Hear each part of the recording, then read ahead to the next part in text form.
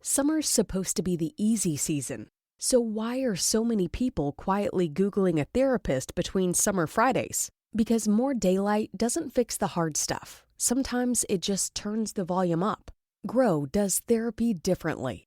Therapy is not only for when you're in crisis. Grow Therapy is here for all the moments when you decide you want more. More support, more clarity, more tools. Mental health isn't a destination you reach, it's something you build, and Grow makes that easier. Grow connects you with thousands of high-quality licensed therapists across the U.S., offering both virtual and in-person sessions, nights and weekends. You can search by what matters, like insurance, specialty, identity, or availability, and get started in as little as 2 days. There are no subscriptions, no long-term commitments. You just pay per session. Grow helps you find therapy on your time. The therapist you want takes your insurance on Grow. Grow accepts over 125 insurance plans. Sessions average $21 with insurance, and some pay as little as $0 depending on their plan. Visit growtherapy.com/booknow today to get started. That's growtherapy.com/booknow. growtherapy.com/booknow. Availability and coverage vary by state and insurance plan.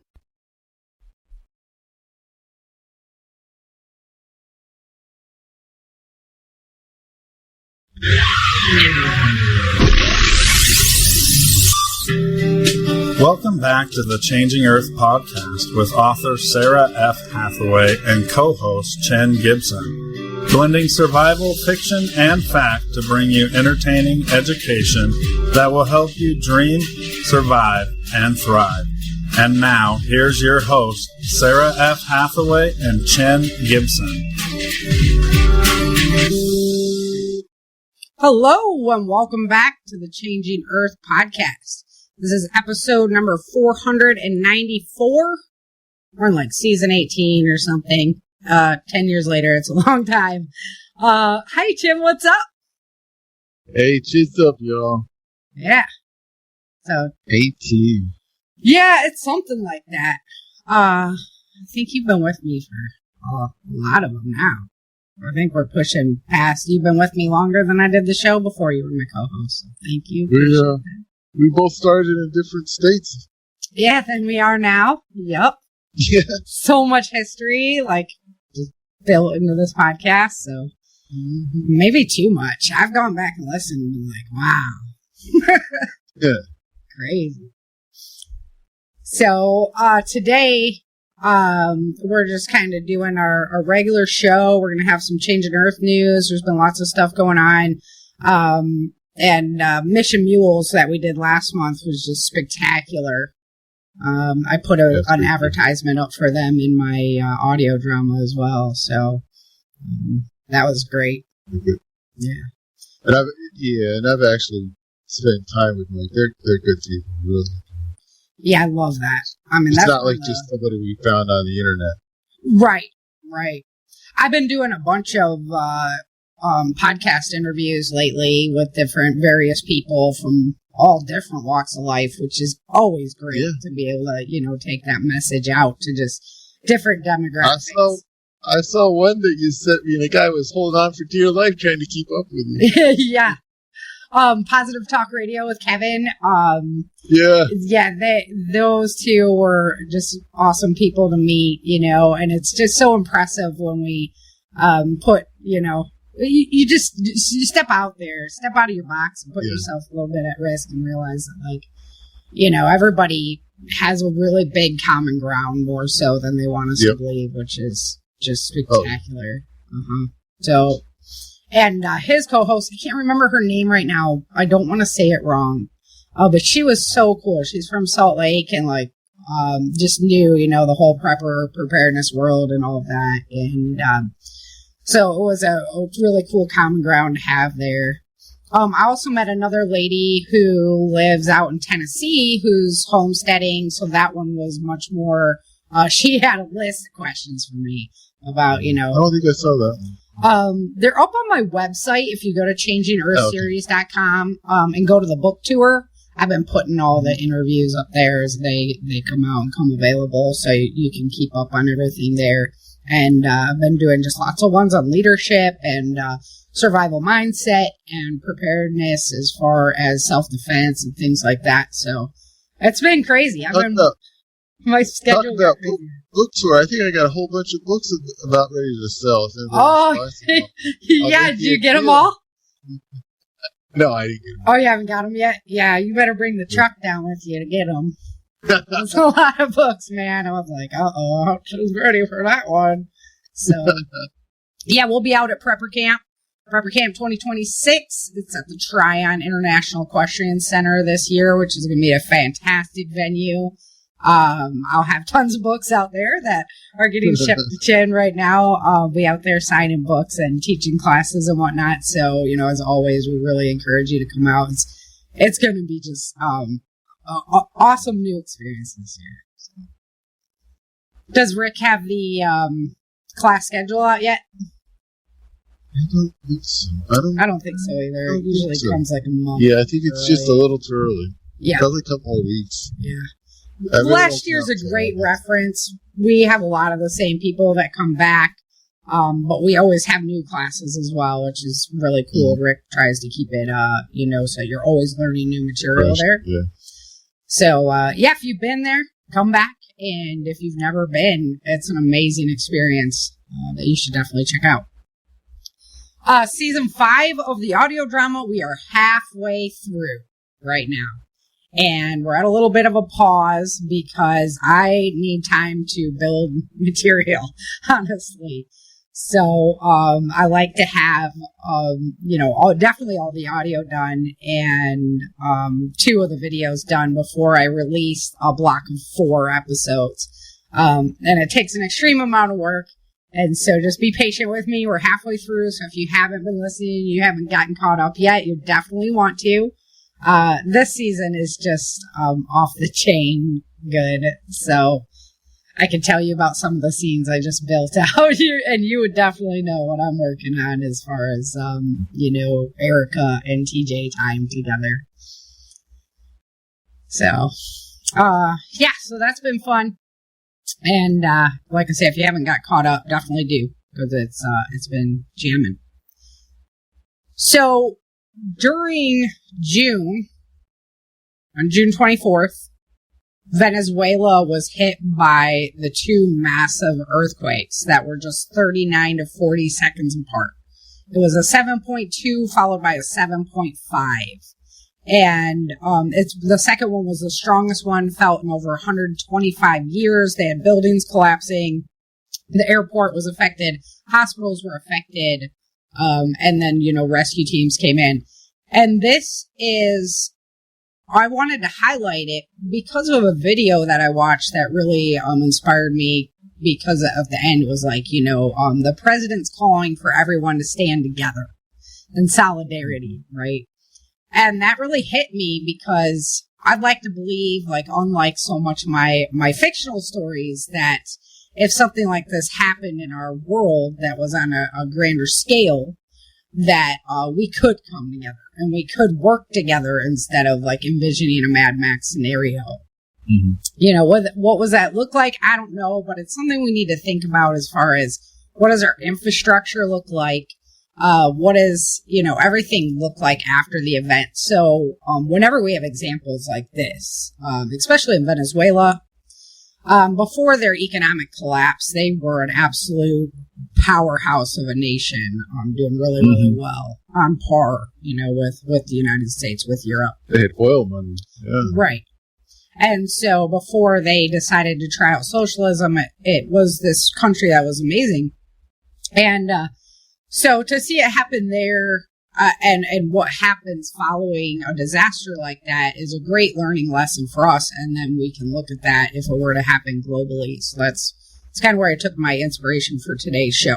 I am going to do a show on my gardens. Everybody who's been waiting, to see, they've been doing really good. We've been canning every weekend. Finally in Texas, there's still some walls we were up against, but, it's been going really well. So we will do that show. I just thought this was much more relevant. When the Earth just lobs in a major changing Earth event, Sarah can't pass it up. No way. No way. Yeah.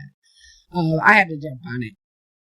So what made this especially brutal was the double tap that the earth gave Venezuela. When you have all that structural damage and stuff, and everything's just hanging, and then boom, it gets hit again, that's a problem. The landslides and whatnot became that secondary threat, and luckily they were having a major holiday that day, which was a holiday where a lot of people were not inside, and they were out on the street celebrating and whatnot when the earthquakes hit. So that was actually a really good thing that people weren't, all sitting inside watching TV or, doing inside activities. So, if you have to take silver linings, that is definitely one of them. In Venezuela, the double tap was the real killer. Infrastructure went fast. And that's one of the major things that I am concerned about, because we have so much of everything that points to these earthquakes starting to be more and more, more and more happening more and more often. And without infrastructure, you've got injured people, nowhere for them to go. We've talked many times about our one-day food supplies and what that looks like. And, when you don't have the trucks coming, they can't come. They can't get to you. That kind of thing. It's a problem. A big problem. Yeah. We lived through that here after Helene. Right. Literally helicopter. There was no roads. I mean, even if you wanted to get here, there was no roads. Right. And that's what, Venezuela's dealing with. Exactly. And like your major town centers and stuff, of course, where there's the most amount of people, that's what they're going to be the most concerned with getting back online first. So, like you say, when Helene happened out there in the rural areas in the backwoods, where they're not coming, they're not going to come.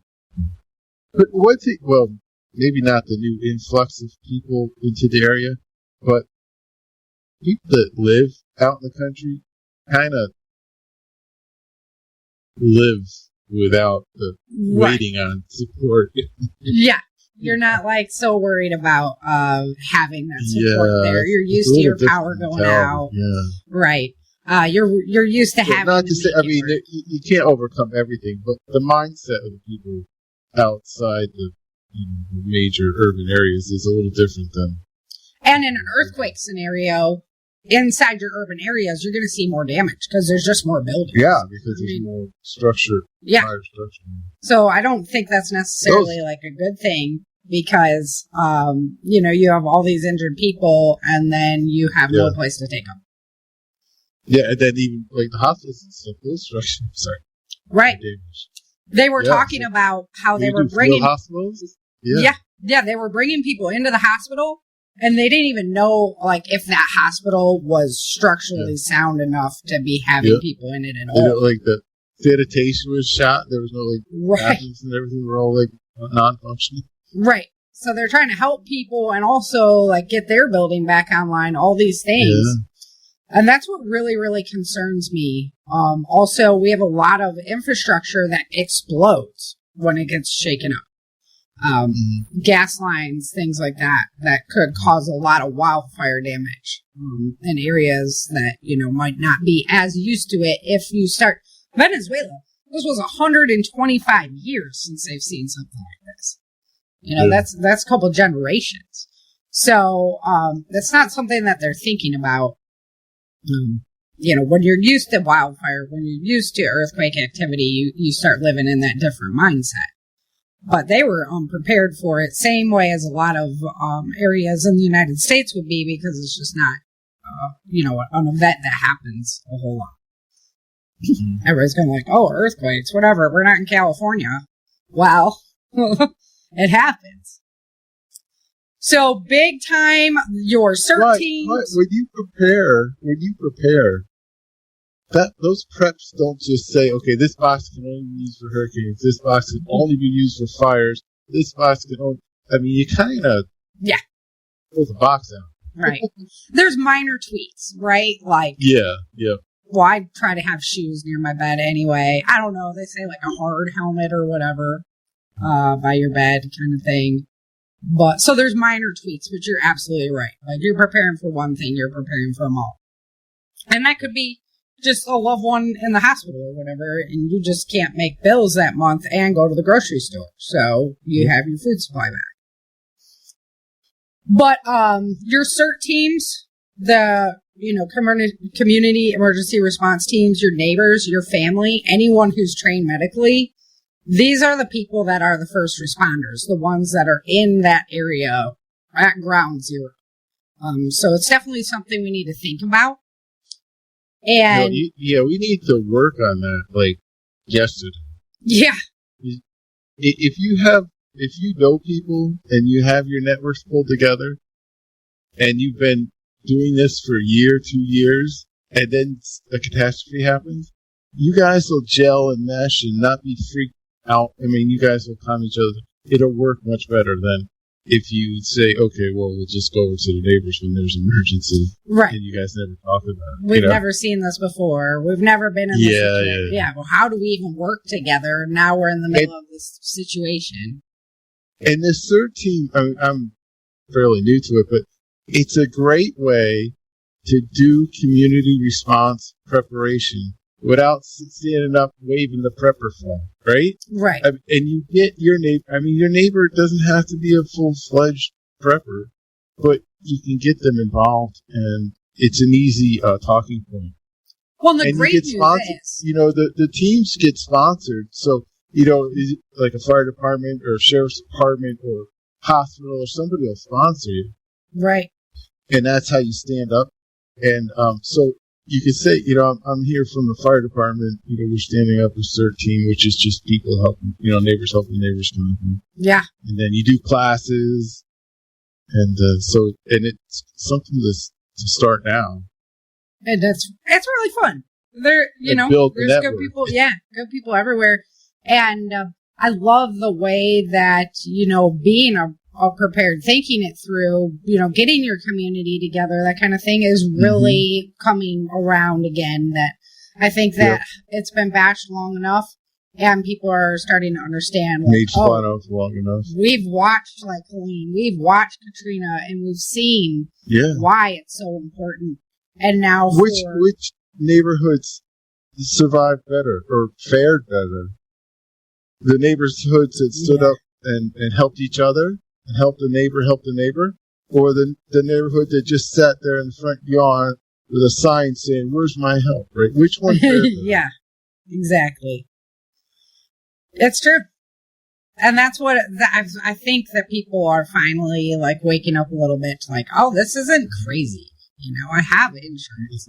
With FEMA doing the commercials on TV and everything, and just, people can't look at it that way as far as you have insurance, you have a spare tire. Why are you not thinking about community emergency response? Especially if you live in a tsunami zone, or you live, in a wildfire zone, or you live in a tornado alley, or you live, in hurricane areas. These things happen.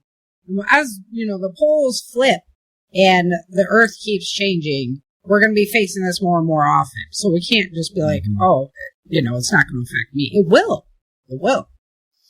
So, and how long is it going to take help to get to you versus you getting help out of your closet or your garage? Yeah. Right? I was going to say Doom and Bloom, great resource for medical preparedness. He has... Just don't drink the water. Yeah, don't drink his water. But, no, he always wanted to be a villain in a book. So I was like, oh, wish granted. But he has Dr. Joe Alton has so much, just oodles and oodles of information. His book is great. So I highly recommend that. We have this book in our go bag. Yeah. Yeah, exactly. Box. Yep. So fear, plus lack of preparation is just going to multiply suffering. If we haven't thought through these things and we haven't, been really examined how we can do things better next time, how we can get people together, how we can get people out of their bubbles and to start working together as a community, it's going to be a lot more challenging to come together when something happens.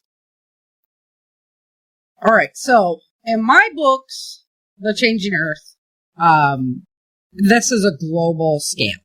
And the reason that I did it that way is because it's all over prophetic prophecy. I love it. And I've got blogs on that. We've done shows on the specifics of, what Edgar Casey says, what the Bible says. Matthew 24, Jesus warns that earthquakes would be a part of the birth pains. I mean, literally, that's what we're seeing. We've seen so much uptick of earthquake activity lately. And then Revelations describes a quake unlike something people have never seen on Earth. Never been on Earth. So if you're like, oh, well, that's not my area and it's never going to happen to me, I don't know. It would be a bad day for us if it did happen and all our infrastructure went. And earthquakes don't actually kill. For example, so yes, and I'm prayers to everybody who lost their life in Venezuela. And also, there's been some biggies over the last few years. But if you have a disaster like a volcanic eruption or a big tsunami or something like that, I mean, you're talking about people just being wiped out.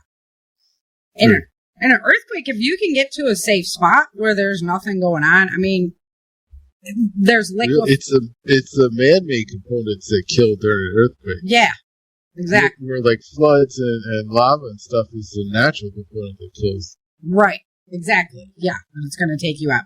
So, I mean, you're not going to have like the mass scale of death that you would have if fire burned everything or something like that, if a meteor hit, that kind of thing, and took people out.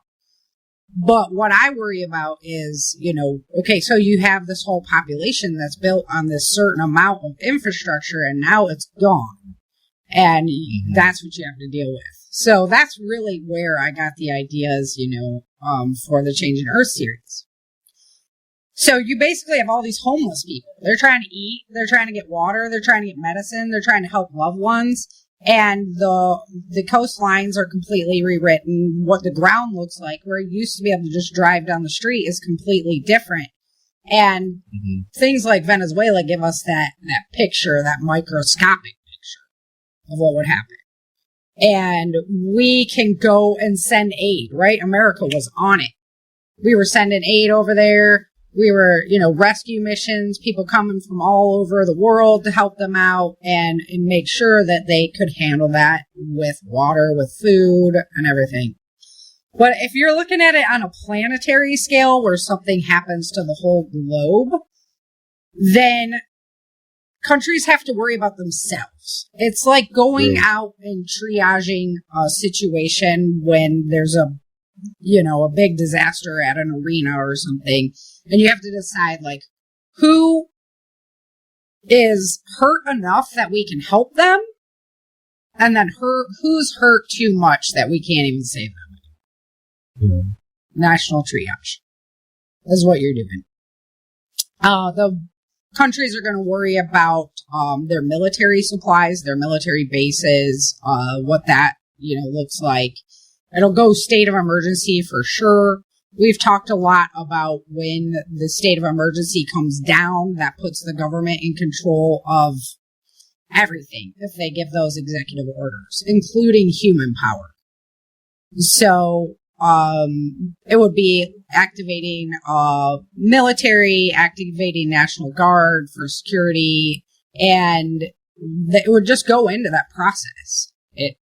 I've talked to so many people in Homeland Security, in hazmat teams or DMAT teams, stuff like that, and what that would look like. And I never knew it before I wrote it, but it's 100% what that would look like. So a little bit. It's understandable why, right? You have to get things back online. You can't just have people out there, Mad Max situation where they're fighting with each other over everything. You got to get that structure back online. So these major population centers, that's the biggest risk that I see, because you have so many people and not enough food. You'd have more hurt people there. You'd have more debris there, that kind of thing. their governments are going to be concerned about their key ports, power generation facilities, hospitals, transportation hubs, and communication nodes. Oh, and that's something we didn't really talk about. We're going to talk about it in like the immediate steps you can take, but the communication absolutely, well, same with Helene. You know, it went down and you couldn't contact anybody in Venezuela after it. Mm-hmm. So you have to have I heard one story. One of the local hams was calling out to help secure the channel and let people know that there was an event down there, and not have the ham channel be taken up with just chatter, like recreational communications, that there was emergency happening and to keep the channel clear. So they were using ham. They were using exactly. Anybody can do. I know. I get the beat down from you every time on the ham radio. Once I get to, when I have like some free time, I'm on it for sure. But I tried to get one of my boys interested in it. That's kind of the problem with comms. Is it's always it's not romantic. It's not sexy. Right. Everybody likes to, run and gun or sharp pointy things or me foraging or foraging or that kind of stuff. But that's true. You need to dedicate a little time. Yeah. It's like doing math without the calculator. You need to do your math so you can do other stuff down the road. What, you can do math without a calculator? It's feel my age there. You got your abacus out? Yes. All right, so we see extremely damaged areas. One of the areas of the United States that I'm particularly concerned about is the Mississippi River, because there's 3 bridges that cross that to basically provide commerce for most of the United States. So that's one area that I'd be concerned about. In my books, it goes to the Mississippi Sea, so God willing that nothing like that happens. But we are looking at some planetary change and what that looks like here in the next 10 years. If it's not a topic I'm going to get into today, but if you want to find out more about that, go to Space Weather News, their YouTube channel. Ben does a great job of breaking all of that down, and that's what I believe is coming for us as a people. Okay, so even in Venezuela, they focused on the hardest hit neighborhoods, and then calling on international aid, which again, people were there to be able to help them, which is great. My biggest concern would be that we're not prepared enough locally to respond to each other if we didn't have big national aid because it was such a big event globally. So you gotta just upscale. Governments would also take control of key items like fuel, food stockpiles. That's if your fuel, reserves haven't exploded, that kind of thing. Medical supplies, they're going to take control of, even transportation. There could be like a lot of price controls, commandeering of private supplies for public use. So that is concerning to a lot of preparedness. And even if they didn't go door to door to take your supplies, just think about they just wipe out all the Walmarts and all the CVS's and all that stuff. Right. So you couldn't even get stuff because it wasn't, they would say, we're going to the warehouse, we're taking everything out, and we're going to put it in the female stockpiles. Female stockpiles. So, okay, the worst case scenario, they come door to door. But even if it's not that drastic, theoretically, their first pick is probably going to go towards, commercial warehouses. Yeah, agreed. You can get the biggest, grab out of that. And, all of our food goes to, I don't know what it is, 7 major warehouses, where then it's shipped out to the individual stores. So, you can really put a lock right on that. Yeah, that's exactly. So, that's how and then it's only what you have in your house at that point. Right. And that's going to run out. No matter, I don't care how prepared you are. You better, have something. You better know you're wild foraging. Huh. But yeah, if they ever did like martial law, that would be in my opinion of, cause they don't have enough guards and whatnot, police force, military force to lock down every town.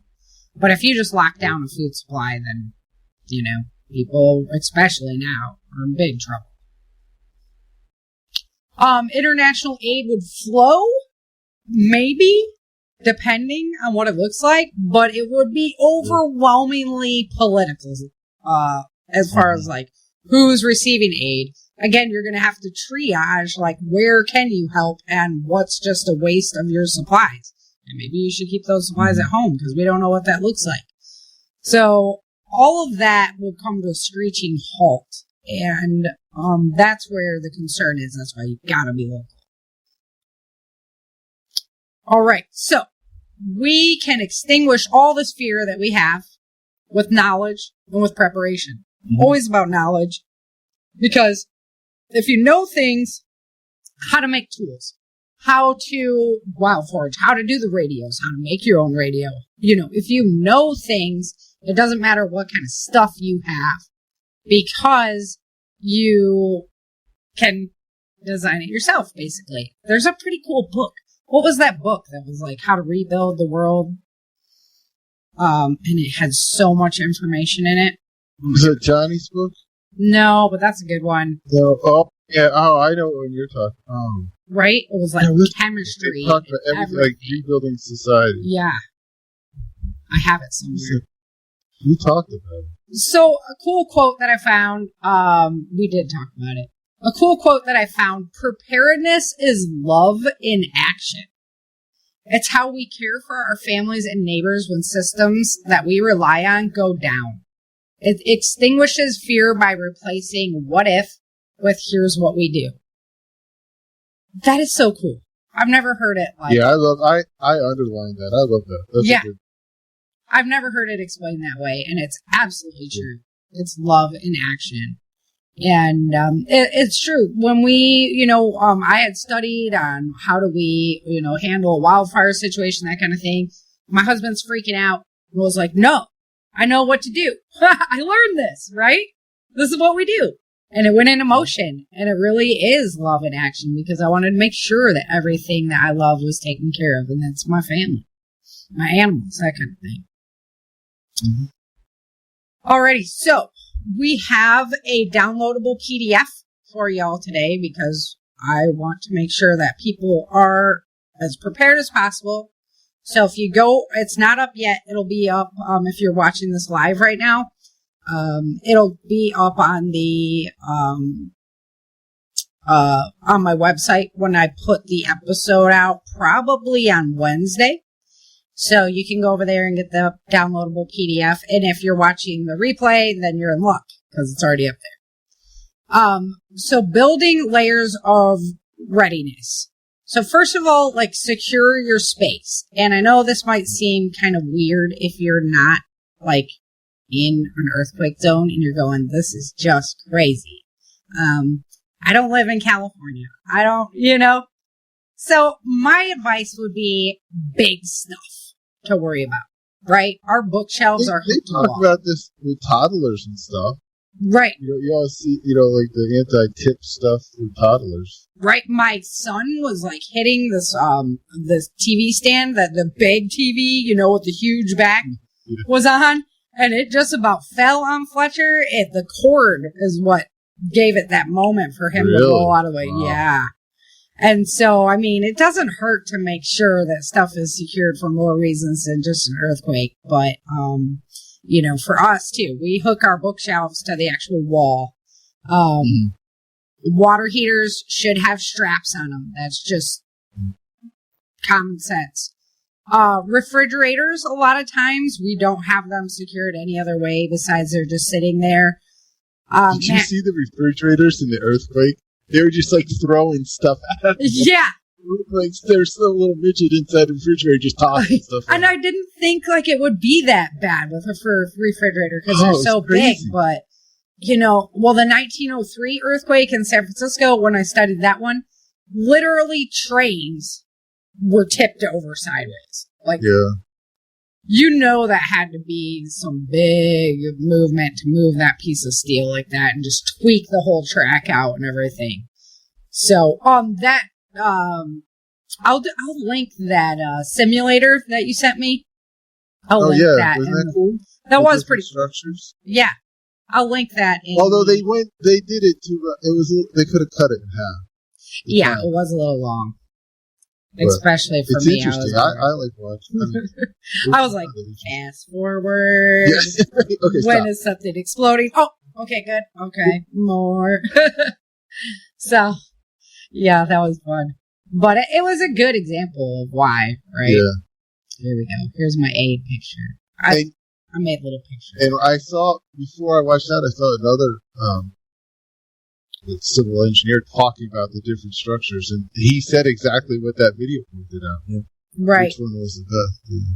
No spoilers. Yeah. So if you're going to live in a zone that is a potential earthquake zone, then you might want to think about what room you're renting or what's your house made out of, that kind of thing.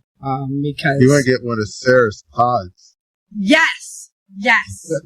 I can't wait for that. I've seen something like that in real life.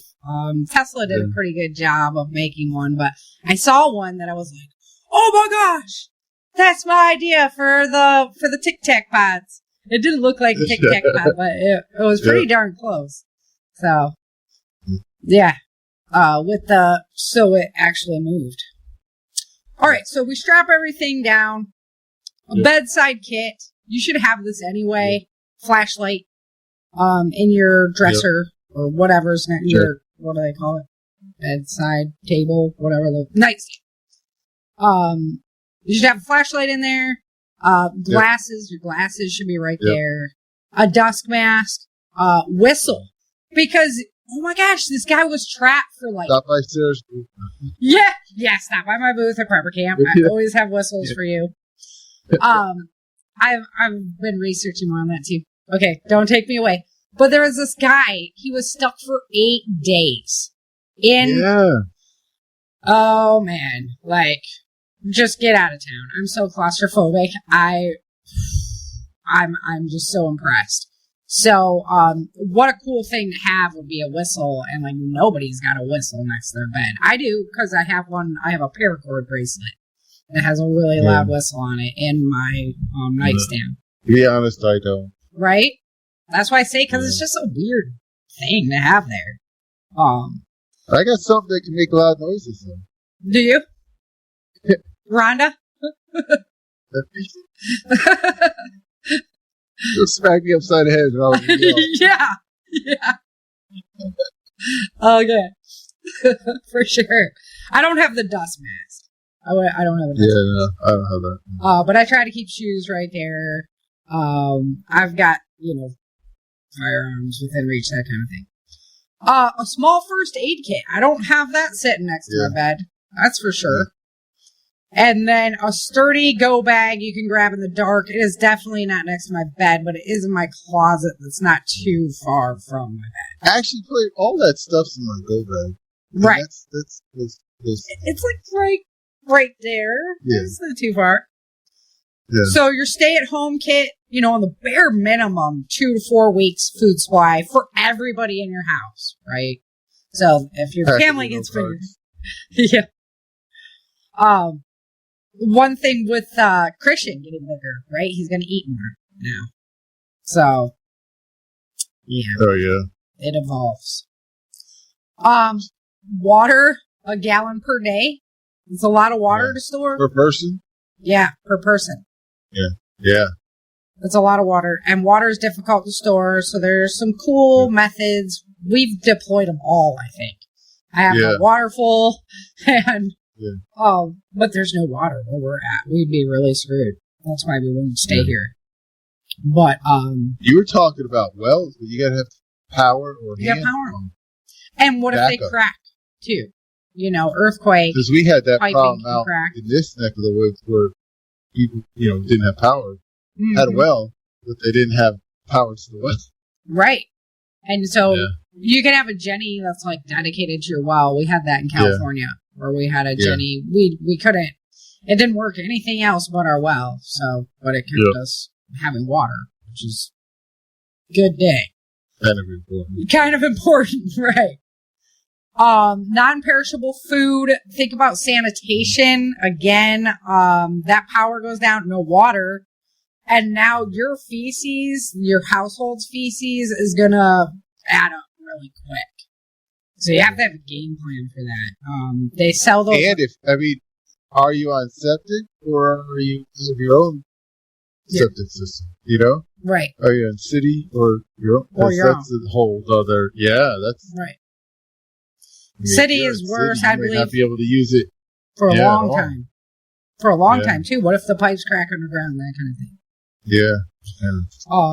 And even your own, you might see compromise to it, but at least you could, put stuff in it. Well, yeah. Well, I got enough places to dig holes. Yeah, right.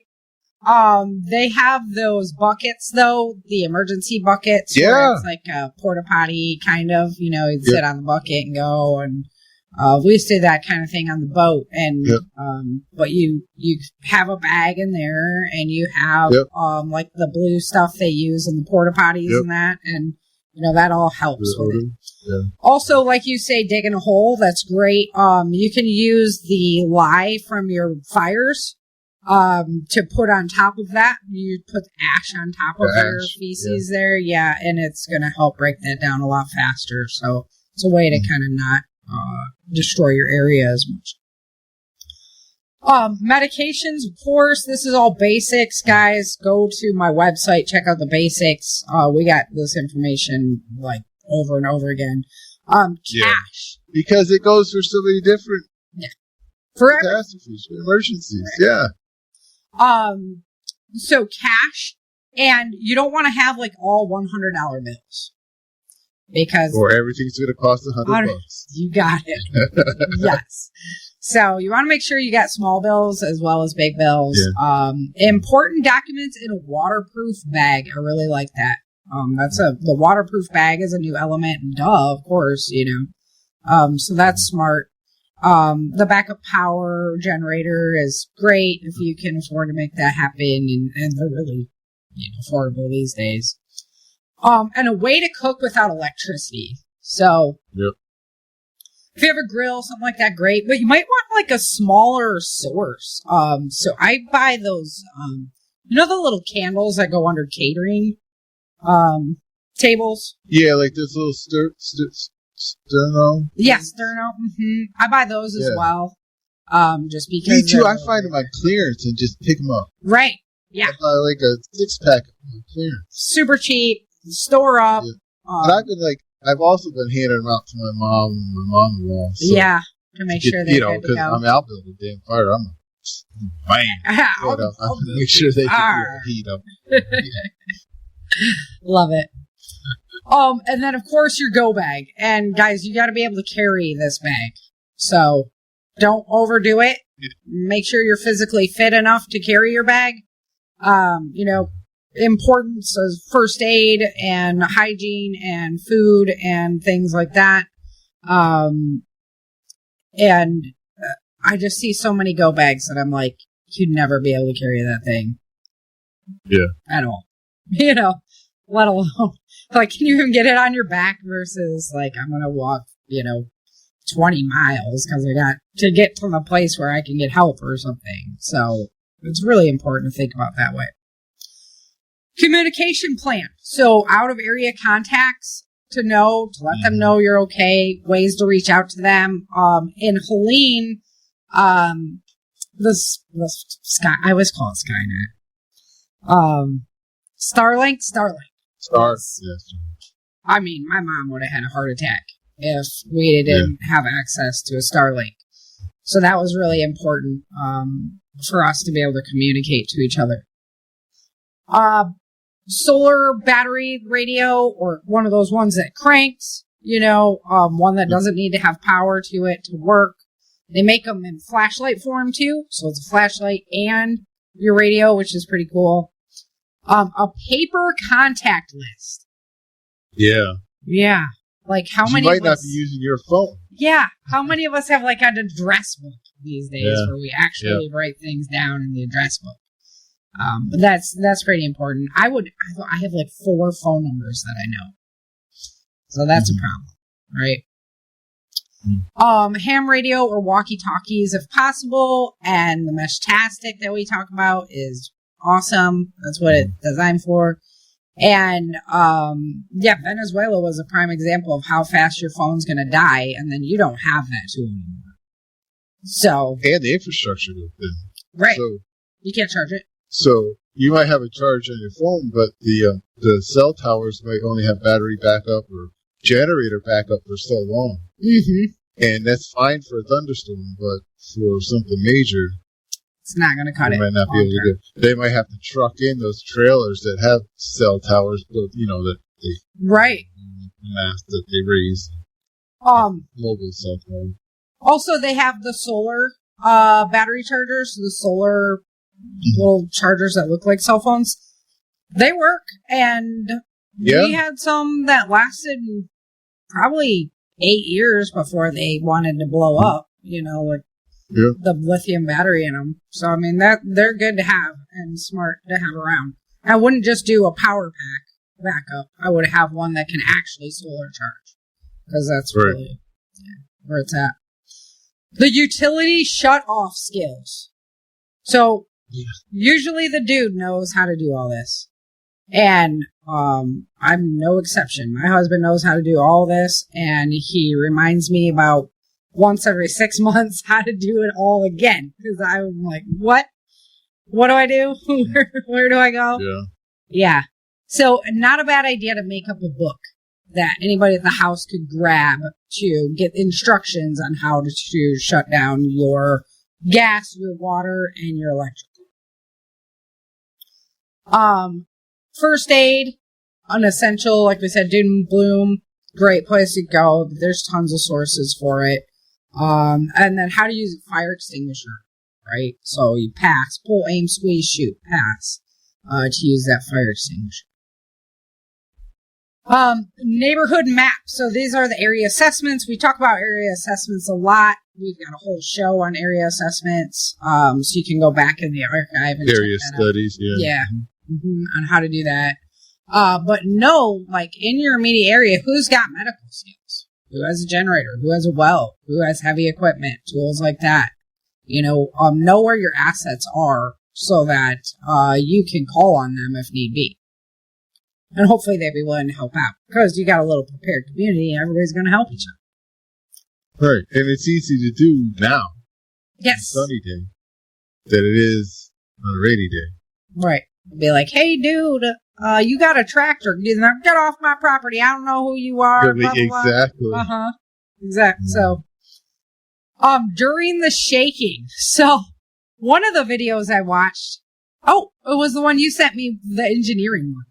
When they all ran out of the building and then it started shaking and everybody just flies across the ground. Yeah, did you see? That was crazy. They're like looking at the courtyard of the building as people like the cars are like flipping around and it just are swinging open and closed. Yeah, people look like they're all drunk. Yes, all at once. It was like watching them like they were on a boat. Yeah, it's crazy. It was.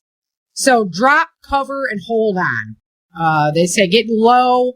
The doorway thing of standing in a doorway has pretty much been disproven now. If you can get outside safely, get out. But make sure you're not near buildings, trees, or power lines. So basically get low, protect your head, your neck, hold on to something sturdy. If you're in bed, stay there. Cover your head with a pillow. Protect your feet later. Have you seen those like tomb things that... Those beds that just, yeah, those yeah. Yeah, no, I don't know about that. I wouldn't want to be stuck in there. My problem is they probably you're too big. Taco Bell gas. Yeah. Oh, shoot. Oh, man. You're stuck in there with your spouse and oh, no. Babe, really? Okay, if you're driving, pull over, but stay in your vehicle because your vehicle has a roll cage. So it'll do a good job of protecting you. And then, right. Yeah, get away from the structures, the trees, the power lines. I like this one, the wheelchair users. That I didn't really think about that. Yeah. Right? So lock your wheels, protect your head. What? You need to do a hardcover release of your series for emergency. So you can put them over your head? Yeah. Right, exactly. Fair. Because you're out there reading it. Boom, earthquake comes. Bam. It's protection. You could probably use it. Reading my post could save your life. Maybe I'll have to do a video on like how much would it stop a bullet too, right? You could put it in your chest as emergency. Well, that's the good thing about writing such a long series, right? Because you stack them up. You look like Fauci with all his masks on. We're not only good reading, we can stop a bullet. Yeah, that's right. That's right. Okay, so immediately after the earthquake, expect that more is coming. Whether it's an aftershock or it's actually another earthquake, like just expect that more is coming. So don't just be like, "Whoa, that was something. I'm okay now." Get ready for the next one. Protect your feet. So broken glass and debris are going to be everywhere. Make sure you have on good shoes. That'll protect your feet. Because if you don't have wheels, you ain't getting anywhere. Check yourself, then your family, then neighbors and pets. So it's the same kind of logic of putting on your air mask in the airplane first. Yeah, like on a plane. Yeah. Because you can't put somebody else's on if you're passed out. So make sure that you're good before you go looking and checking on everybody else. Check for hazards. Is there a gas smell? Is there electrical spark? Water leaks? Use a flashlight only. Do not use a candle if you smell gas. Big lighter. Yeah. Yeah, or the bit. Don't flick if you're smelling gas. It should make sense, but, you don't have light, that kind of thing. It's just something we don't think about very often. Well, I wouldn't, If you're trapped, oh my gosh. I'm so sorry if you're trapped. That is horrible. But they say cover your nose, your mouth, tap in patterns of 3, or use your whistle in patterns of 3. So it's your SOS. Thump, thump, thump, dash, dash, dash, thump, thump, thump. And don't sit there screaming and screaming and screaming. You're going to wear yourself out, right? Conserve your phone battery. So imagine you're stuck in this building. You go to use your phone, but you can't because all the lines are flooded and the Wi-Fi is down and the cell lines are down. So turn it off and wait till maybe they get it back on, at a later time. And that way you're conserving that battery. Don't sit there and scroll social media, right? I don't even know if you can. Bored. Yeah, right? Waiting for rescue. Watch crazy cat videos. Yeah, not a good idea. Move to higher ground immediately if shaking was strong and you're in a coastal area. Don't wait for a tsunami warning. Just getting on, because there'll be that many people right behind you that didn't leave, that got the tsunami warning, and now things will get clogged up. So, if you're in an earthquake zone and it's a coastal area and there's an earthquake, just start headed for high ground. Better to be safe than sorry on that one. Do not re-enter the damaged buildings until they are checked. Alrighty, so your neighborhood. This would be more for your CERT team, that kind of thing. When professional help's delayed, like, some of the disasters we've seen, what happened in Venezuela. Your neighbors, yourself, you, because you're sitting here listening to me talking about it and you're going out and doing the research, you are the first line of defense. Mm-hmm. So, priorities for the CERT team. You want to do this one, Jen? Sure. Come on. You got it all lined up right Come here. on. So the first priority is you and your family. You don't just run out and say, I got my little green vest on, I'm going to run out into the street because I'm a CERT team. Yeah, overzealousness. Mm-hmm. It's the first thing is to make sure you're ready and then your family's safe, right? Take care of them first. Because A, that's your responsibility in life, right? Is you and your family. And B, if you and your family are squared away, then that's less for the official first responders to have to worry about, right? That's less strain on the system. Yes. More True. people that are ready and can take care of themselves. So that's the first thing. So don't feel like you have to run out. Make sure that you are squared away before you actually think about moving out. Yeah. And then from that point, you start radiating out from there. So, you're good. Your family's good. Check your neighbor. Is your neighbor good? And keep working out from there. Don't go any further than you feel safe. And they always push that light rescue. Don't feel like you got to go into a building if it's unsafe. If you feel unsafe about any kind of rescue, into a building, into the wilderness, into floodwater, anything, you feel unsafe, do not go. Yeah, because now you're just creating you're just going to create another victim for people to have to rescue. So, yeah, light rescue. So that was one thing that they stressed all over the place. The two main things that they stressed was you and your family, first priorities, and then light rescue. We're not like highly trained. Right. These people that, these search and rescue crews, that's all they do, go from one emergency to the next, and they are just hardened, right? Yeah. That's not that's not the neighborhood response team. That's not their responsibility. Right. And then from there, you could help do basic medical triage,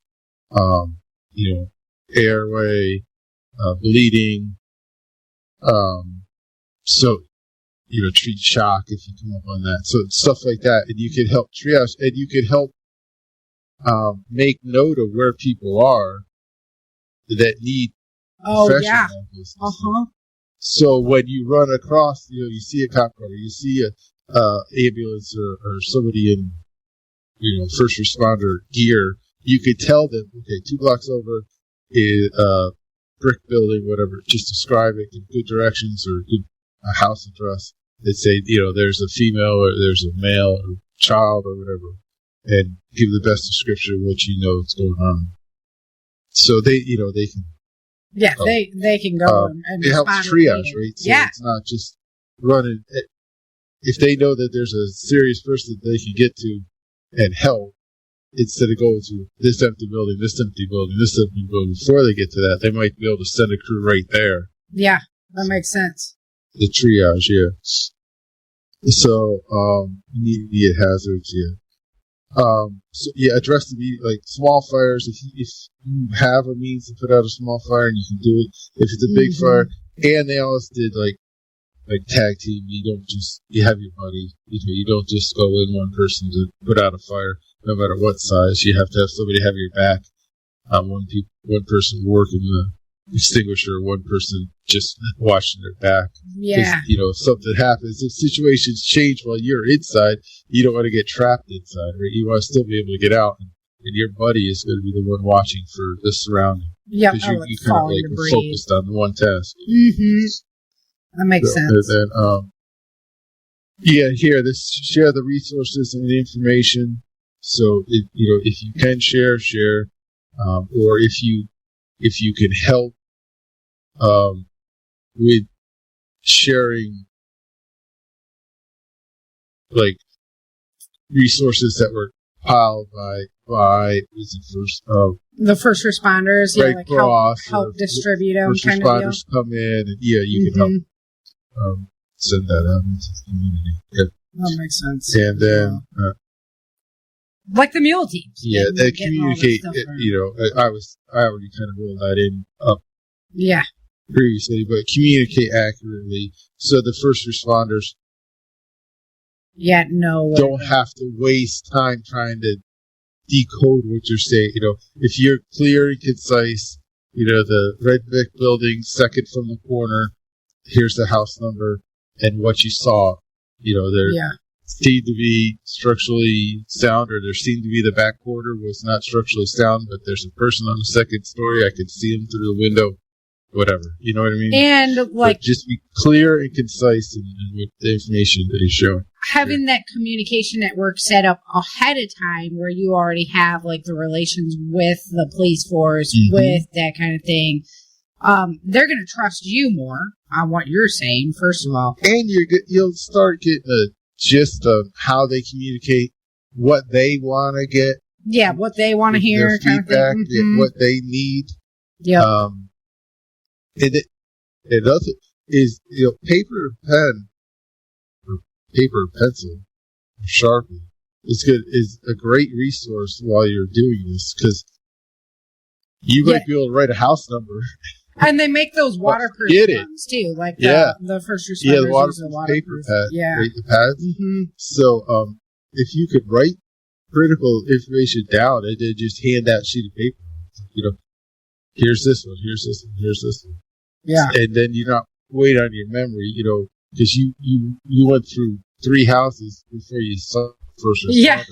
And you're like, which one was it? Because you're going to be under stress too. Of course. So your mind's not going to be at full power. So, pen and paper is going to be a great resource during this. All right. So 30 to 45 minute action plan to do this week. Walk your house. Check it out. What do you think's going to fall over? Like if you were to shake that box, what's going to fall? Move the heavy items low or strap them. Put together, the bedside kit. You should have that anyway. For sure.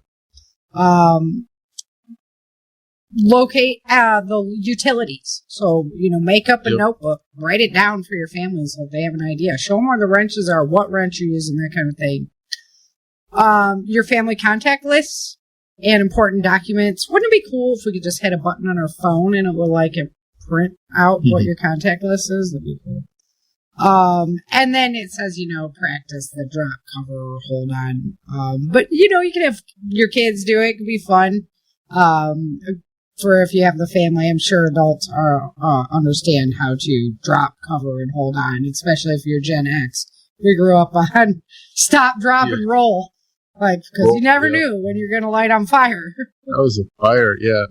Yeah. So, and then, look at your area. Do you already have a CERT team? Because if you do, join up. You don't even have to recreate the wheel then. Yeah. So, and it's not, they have training manuals and everything else. So it's not like you're recreating a wheel anyway. Even if you have to start reach your out own to crew. Yeah. Start your own, right.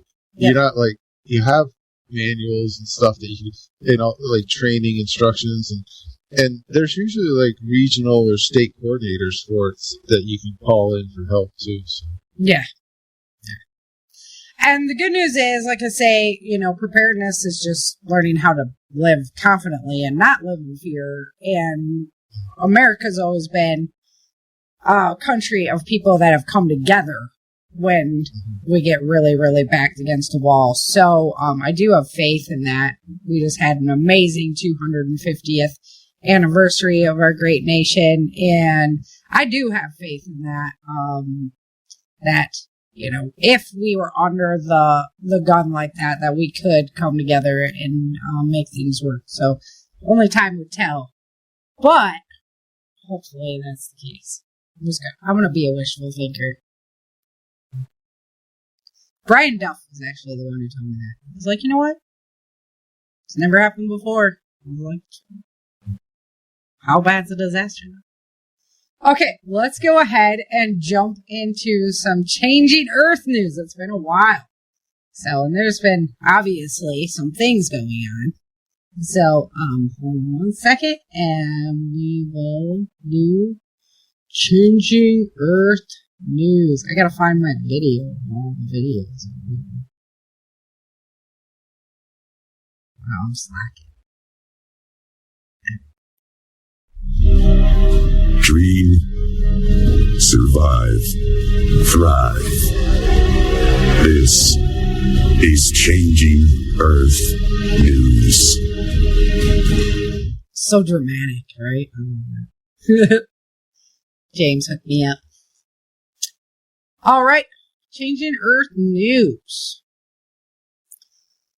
So we're all the way back to May because we didn't do Changing Earth news in June. So there was a 6.6 along the southern East Pacific Rim, or the East Pacific Rise. There's been a lot of activity going on the Ring of Fire. It is getting to the point where the west coast of the United States is under a target because we just haven't seen as many big earthquakes there. There was a couple.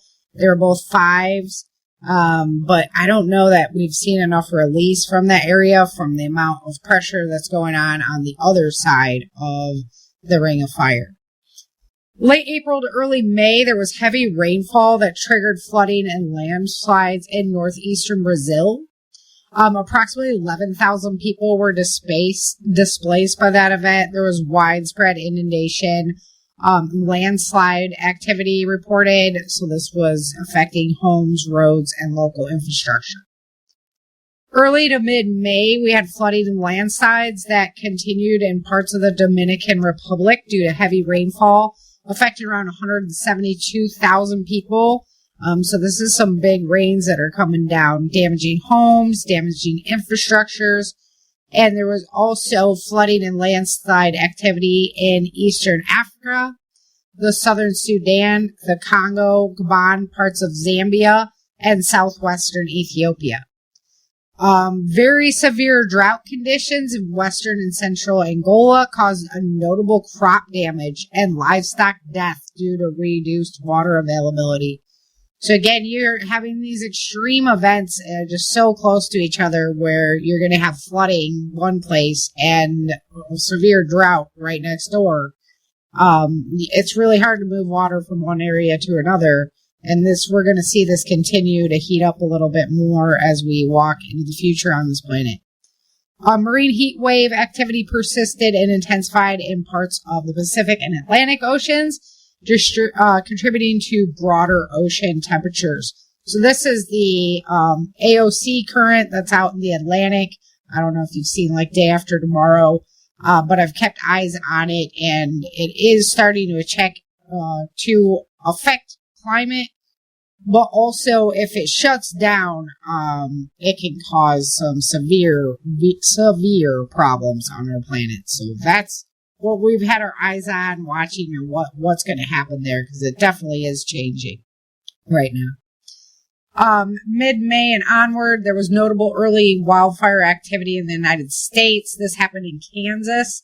Mead Lake Complex Fire and associated fires, they burned approximately 92,000 acres in Meade County and surrounding areas, with evacuation and property threats. We also had more global wildfire activity. It increased in parts of Europe and Asia, with early fires happening there as well. Late May, we saw Tropical Storm Jangmi formed in the Western Pacific. It affected the Japanese islands as it persisted in early June, with a broad circulation and minimal but no notable impacts. They take a lot of storms over there, and it was only a tropical storm, not a cyclone. So they're used to that kind of activity. June 8th, there was a 7.8 earthquake that struck offshore in the Philippines. They've been getting just really annihilated by earthquakes over there right now. It triggered tsunami warnings. There was waves up to 1.48 meters in some location. It had significant impacts in the Philippines and parts of Indonesia, with structural damage, evacuations, and it affected the marine environments. There was some major landslides and debris flowed in those vulnerable areas. So we did see some. Usually you have to push to like an 8-point earthquake or above to see a lot of those tsunamis. That one was getting pretty darn close, so it did cause a little of activity there. Mid-June, this is approximately the 8th to the 14th, there was multiple flooding, landslide, and storm events across the ASEAN countries. Flooding reported to Indonesia. They see a lot of activity like this time of year. But it was a little bit upstep, Western Java, all the islands out there. We're seeing a lot of flooding going on. I don't know if I'd ever go visit that area, but it's beautiful. Man, they take a lot of natural disasters out there. Thailand, Vietnam also saw significant flooding, strong winds, landslides, this kind of thing. There's volcanic unrest at Bardarbunga in Iceland. Bardarbunga. It just sounds like an Icelandic word. With significant seismic swarm out there. A 4.8 with hundreds of earthquakes in the caldera, raising the aviation color to yellow before returning back down to background levels. June 10th to the 11th, there was major winter storm that brought snowfall to high altitude sections of the Andes along the Argentina-Chile border. This created hazardous travel conditions. Additional landslide activity happened up in those mountainous regions. June 17th to 18th, Tropical Storm Arthur formed in the northwestern Gulf of Mexico near the Texas coastline, brought in some heavy rainfall, flood threats to parts of Louisiana and Texas before moving inland. Unfortunately, I didn't see any of that rain here. It would have been nice. We might have gotten some, minor scattered storms, but nothing too major. June 19th onward, the fires in Utah lit up. The Iron Fire in Utah came first. Schwab County and surrounding areas burning approximately 41,842 acres with evacuations and property threats. June 22nd, the Cottonwood Fire lit up in the United States and Utah, burning approximately 93,919 acres. That one did destroy 150 structures, prompting evacuations at Eagle Point and surrounding communities, with rapid growth of tens of thousands of acres in a single day. Big fire out there. June 24th, that was the double earthquake event in Venezuela that we've been talking about all day. Widespread building collapses, infrastructure damage, particularly affecting Caracas and La Guaira areas. Associated landslides reported in other affected regions as well. June 26th, the Babylon Fire in Utah lit up San Juan County, burning approximately 80,000 plus acres with ongoing activity and evacuations. Late June, this would be like the 27th to the 29th, the Snyder Fire Complex lit up along the Colorado-Utah border. In the United States, burning over 30,000 acres with none contained initially, resulted in multiple firefighter fatalities during response operations. I think we lost 3 firefighters in that event. June 29th, the Aspen Acre fires in southern Colorado in the United States lit up, burning approximately 22,000 to 50,000 acres with expanding evacuation notices and threats to communities. June 30th, we had an X1.1 class solar flare that came out of the active region of the sun. It was a full halo CME with Earth-directed components. That one did arrive on the 4th, so we saw some increased activity yesterday from all of the monitoring that goes on there. Late June, there was unseasonal cold Arctic air that brought down snowfall at the higher elevations in the Rockies. So in Idaho, Montana, and Wyoming, they were seeing snow, with reports of snow in areas near Jackson, Montana, up to 16 inches in some locations. We were down here roasting, but over there they were getting some snow. It was crazy. It's been hot. June, it turned on the heat. Just before July, France experienced unusually high temperatures with record heat waves affecting part of the country, and it contributed to increased wildfire risk and agricultural stress over there as well. Late June to early July, flash flooding and landslides alerts were issued across large parts of Taiwan. This affected China as well, due to heavy rains with risk to home, agriculture, and roads. Additional regional flooding, landslides in parts of Asia. Marine heat wave continued to intensify in parts of the Pacific, contributing to those ecosystem stress.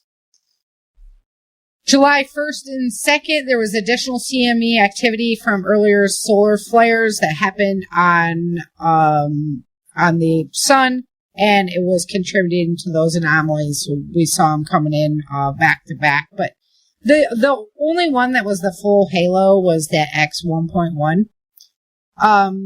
But we do typically see an increase of seismic activity when we have that kind of CME activity coming at us. And in fact, we did. We saw a 6.0 earthquake in Japan and multiple 5+ events across the Pacific region in Tonga, Indonesia, the South Sandwich Islands, Chin's favorite.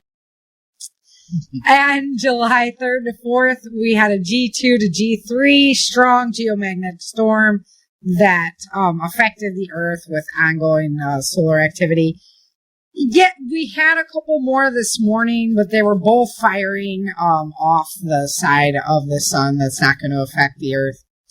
Significant wildfire activity continues across the western and interior United States. Multiple large incidents in Utah,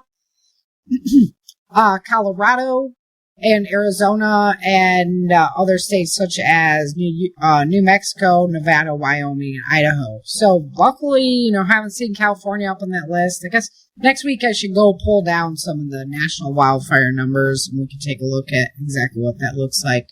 We're getting to that time of the year. About 500,000 acres in the U.S. burning, peak periods during June and early July, with dozens of uncontained fires, expecting to burn about 3 million acres nationally. So we'll keep an eye on that, see how that pans out. This is well above historic averages. We've just been getting a lot of really hot weather across the country. So we do have to stay wildfire ready. If you want to know how to get wildfire ready, we did a spectacular show on every detail of wildfire preparedness that I've learned. And you can go check that out on the blog as well.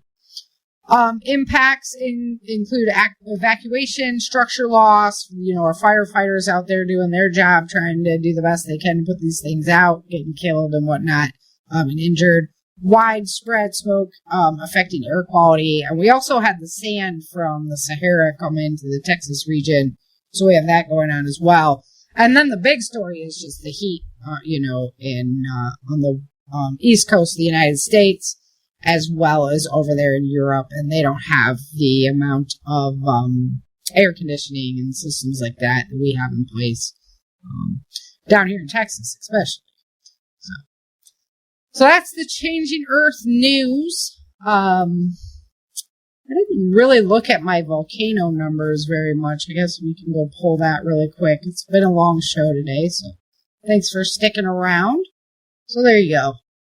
There it is. We can see here in Europe, we got a couple that are actively erupting right now. I always keep my eye on Cape Flegrei.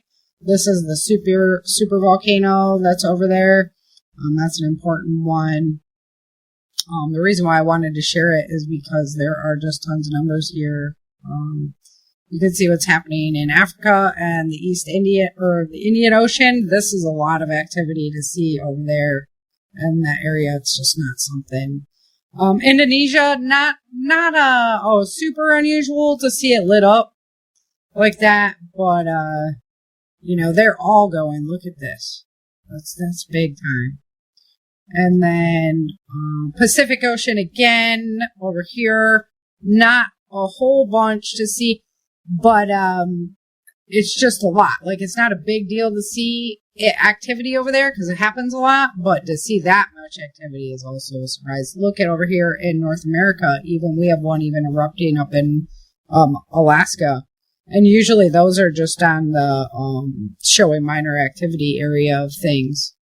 So that's pretty interesting. South America. That is a lot. I'm going to get a count just real quick while you guys are checking this out. I'm like 104. Yep. We're up there. So this is a little concerning. I expect it to go up even more because of the amount of earthquake activity that we've been seeing. So I expect this to increase even more. These are a lot of volcanoes that I never see on here. Palm Reef. Kilauea is always on there. It's usually making some noise, but Whale Island, Kamchatka's always on here. But yeah, okay. Let's also check out. So Santorini. They say when Edgar Casey said when Vesuvius and Pele are going at the same time, then watch out. The west coast of the United States, and here's Pele, but we haven't seen Vesuvius up here in a long time. So another month of looking okay there. Okay, let me go ahead and see what the earthquake reports look like. Is it gonna look perfect? See, I'm over at Volcano Discovery, and I guess it pays off to be watching live because you get to check it out with me. And behind the curtain stuff. Yeah, this is where I always go to see what's going on. And they give you all kinds of advertisements because they want you to help, which is just fine. Oh, and it's giving it to me in Spanish. See, lots of earthquakes. Okay, it doesn't matter. I know what numbers I'm looking for. That's our total. 2.0 or bigger will be about 20,000, 19,578 for May. And just to compare, let's see what we were doing in April, just so we have a comparison. Okay, so it went down by like 5,000. So that's a little downtick from April to May, and then in June. And June was also a downtick, so that's kind of impressive. No 9+, no 8+. 11 6-pointers or bigger. 1 7-pointers, so they got more intense. But the total number wasn't there. So that'll be interesting to see what July looks like. But there you go. So, we had a long show today, but I really, like you say, when something's going on the earth like that, it's definitely an opportunity to be able to learn some lessons from what's going on. So what are we going to talk about next month? The garden? Yeah, I'm thinking the garden. I've been teasing it. I'll have all my pictures consolidated and everything by then, and do that. Alrighty, everyone. Thank you so much for hanging out with us. Go check out the Changing Earth audio drama. Come on over to the blog. Just come to ChangingEarthSeries.com. You're going to see everything's there. You can go check out any of the interviews that I've been working on. You can check out all the information on Prepper Camp, or you can go to preppercamp.com for that. And all of the blogs, there's a ton of information over there you can dive into as well. And then we will have the downloadable PDF so that you can get earthquake prepared over there as well as soon as this show goes live on the platforms. Alrighty. Thanks. There, breaking news. I just saw on my web camera that 4 o'clock this morning we had a bear walking outside. Oh, all right. So tell Amber to get out there and start doing some guard patrol. Yes, right. Wake up. Go check it out. Yeah, she'll give them hell. I know it. Oh, yeah. She will, too. She doesn't know she's only 10 pounds. Right? Oh, I'm sure. She's like, this is my area. Love it. Alrighty, guys. Thanks for hanging out. And until next time, remember, dream, survive, thrive. Thank you for listening to the Changing Earth podcast. Please take a moment to like, subscribe, and leave a comment or a review. Help make the Changing Earth world go around by purchasing the Changing Earth novel series at Amazon.com or get your signed copies at ChangingEarthSeries.com. Get your Changing Earth gear and become a paid subscriber for extra goodies at ChangingEarthSeries.com.